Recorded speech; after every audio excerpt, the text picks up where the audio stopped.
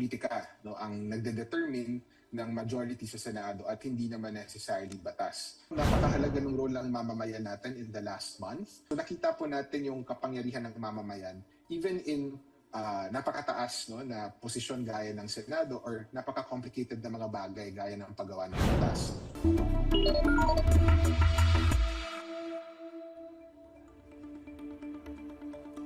Pilipinas, gising na! Kahapon po inihalal ang bagong liderato sa special session ng Senado. Nanumpa bilang bagong Senate President si Senador Win Gatchalian. Si Senador Tito Soto naman ang Senate President pro tempore at ibinoto bilang bagong Majority Leader si Senador Migs Zubiri. Balik Minority Leader naman si Senador Alan Peter Cayetano. Ang latest development na yan sa Senado ating pag-uusapan, lilinawin at hihimayin. On record, sa unang hirit. At ngayong umaga, mga kapanayan po natin, Associate Dean and Assistant Professor ng UP College of Law, Attorney Paulo Tamase. Attorney, thank you for joining us again. Good morning.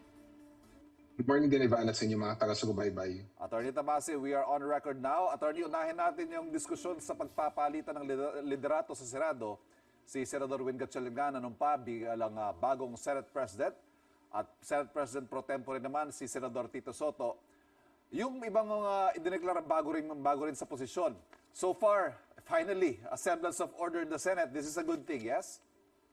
Yes, definitely, no. Yung pagbabalik ng operations ng Senate, yung reconstitution ng committees at yung pag-resolve nung kung ano mang issue doon sa liderato nila ay isang magandang step, lalo na dahil papunta tayo hindi lamang sa ikalawang sesyon ng Kongreso na magsisimula sa July, kundi doon sa impeachment na parating na rin. Ayan, before we go to the impeachment, Attorney, hindi rin kasi natin maiaalis yung fact na pang-ilang Senate President na itong si Senador Win in the last 4 years of the Marcos administration and happening at a crucial point when the Senate is going to be an impeachment court for the Vice President. Ano kaya epekto nito, Attorney, yung ganitong still apparently deeply divided Senate and a seeming Senate leadership na napaka-unstable at para bang anumang oras pwede magbago?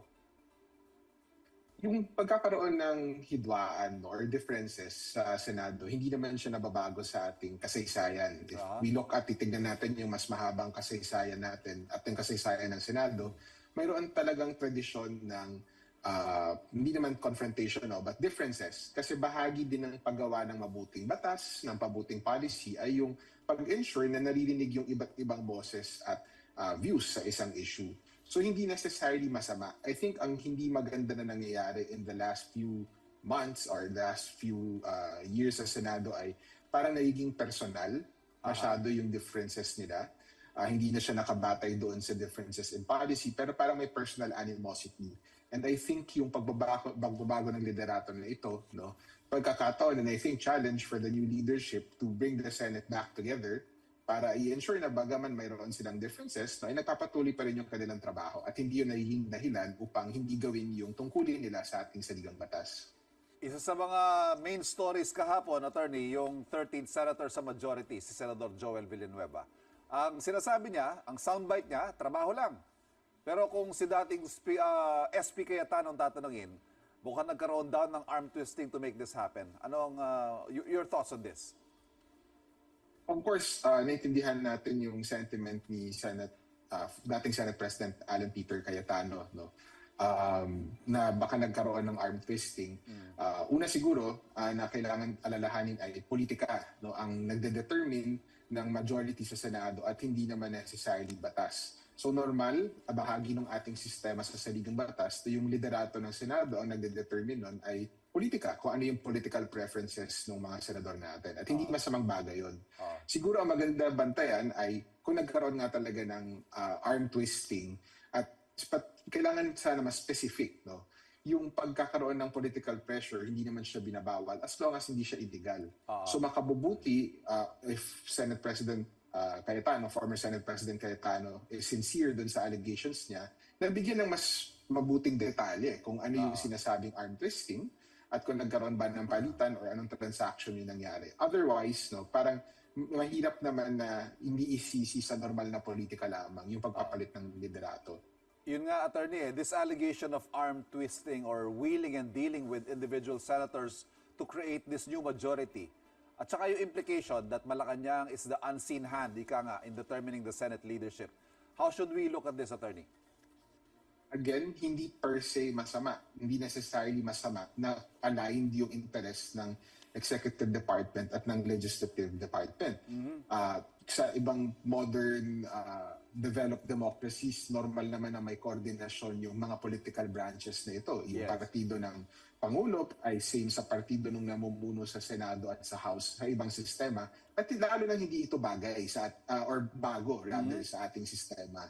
So hindi masama yung politika per se. Ang kailangan natin tignan ay nagkaroon ba ng illegal na gawain or hindi proper na transaction upang mangyari na itong arm twisting na ito. Ngunit based doon sa mga statements ni Senator Cayetano, hindi naman kasi nabibigyang detalye. No? So mahirap din for us to speculate. Ito naman, Attorney, ano naman kaya ang impact nito sa calls for accountability, lalo't itong dalawang lumipat to create the new majority, specifically Senator Escudero and Villanueva, pareho silang dawit sa flood control scandal.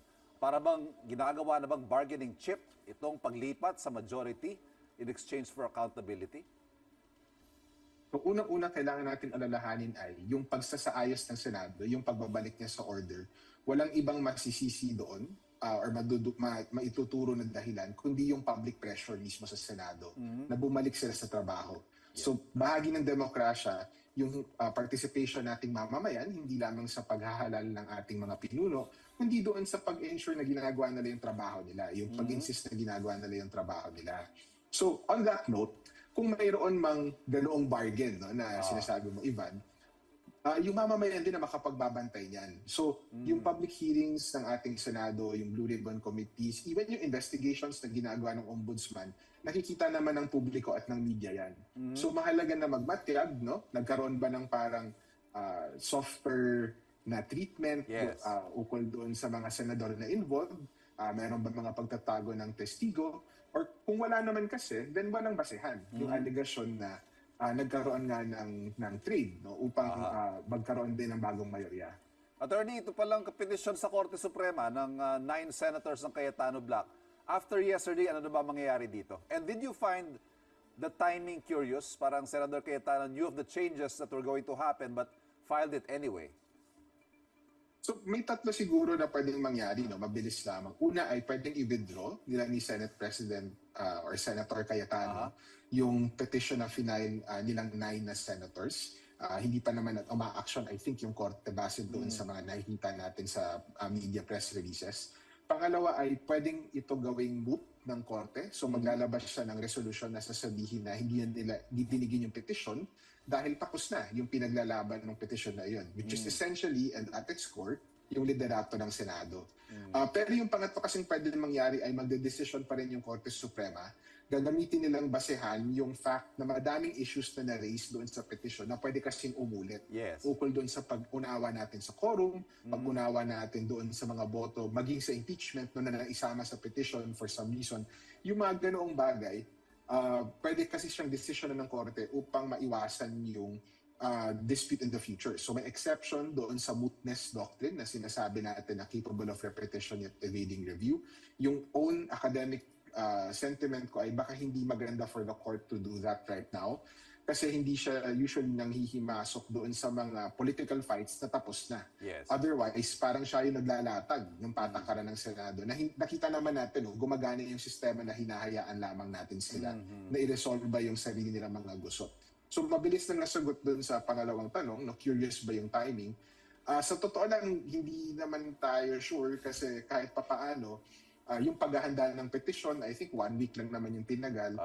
So parang in the ordinary course, pwedeng nag-file lang talaga. But I think yung nag-file yung 9, doon sa noong I think Tuesday lamang may kita na natin na mukhang nawala na yung mayorya kasi yung siya definitely lower siya than 12 na at the time yun yung numbers ng side nila ni ngayon Senate President Gatchalian and definitely lower than the 13 na yung number na nilalaban ng kampo nila ni Senator Cayetano. So at the very least it was a sign na mukhang patapos na yung dispute over the leadership. Ipurso ko lang yung nabanggit ninyong mga scenarios, Attorney. The Supreme Court may decide on the legal questions, but should they? So ang own sense ko is they should not. No? in the first place, yung pagde-decide ng questions na moot. Yung moot, ibig sabihin po noon, no? Yung kahit mag-desisyon pa po yung korte, wala na pong magbabago on the ground. Yes. May bago na po tayong Senate President, may bago na po tayong mayorya. So moot na po yung kaso na iyon. Yung pagdedesisyon po ng korte ng mga kaso ng moot ay exceptional. At exceptional po yun kasi isa po sa limitasyon ng kapangyarihan sa korte sa ating saligang batas ay dapat mayroong actual case or controversy, may buhay na dispute na pwede pa niyang resolbahin. Otherwise, para siya nagiging disor ng ibang branches. So, pwede pa rin niya desisyonan, pero yung exception kasi na iyon ay makitid, no? Yes. Kailangan mapakita talaga na paulit-ulit itong mangyayari. And hindi lamang itong leadership change, no? But yung other issues na involved.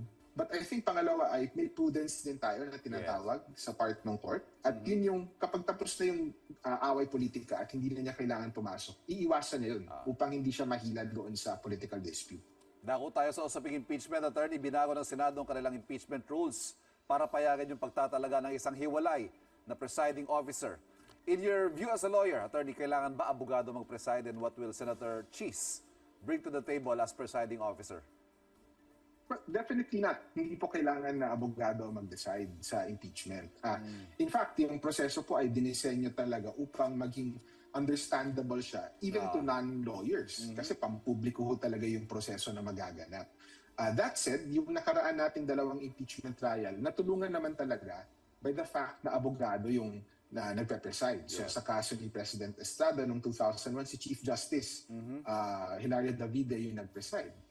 Yung last impeachment, si Senator Juan Ponce Enrile yung nag-decide. So itong the last two cases, makikita mo kasi yung ability ng isang presiding officer na ang pinakamahalagang trabaho niya ay mag-decide ng mga objections and procedural questions na hindi na kailangan ibato muna sa plenaryo. No? Parang yung preliminary ruling on that. Yes. So nakakatulong kung may abogado kahit pa paano. And I think ang kailangan i-emphasize lang ay sa saligang batas naman natin, hindi sinasabi na ang Senate President ang nagpe-preside. Sinasabi lang na yung trial ay gagawin ng Senado. So kung yung internal rules ng Senado mismo ay hahayaan na ibang senador yung mag-preside, then yung pag-conduct ng impeachment trial according to those rules ay hindi naman irregular.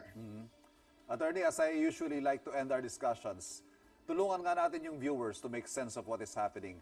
What are the takeaways na dapat tingnan ng ating mga kababayan sa mga nangyayari sa Senado at ano mga dapat bantayan sa mga susunod na araw at linggo?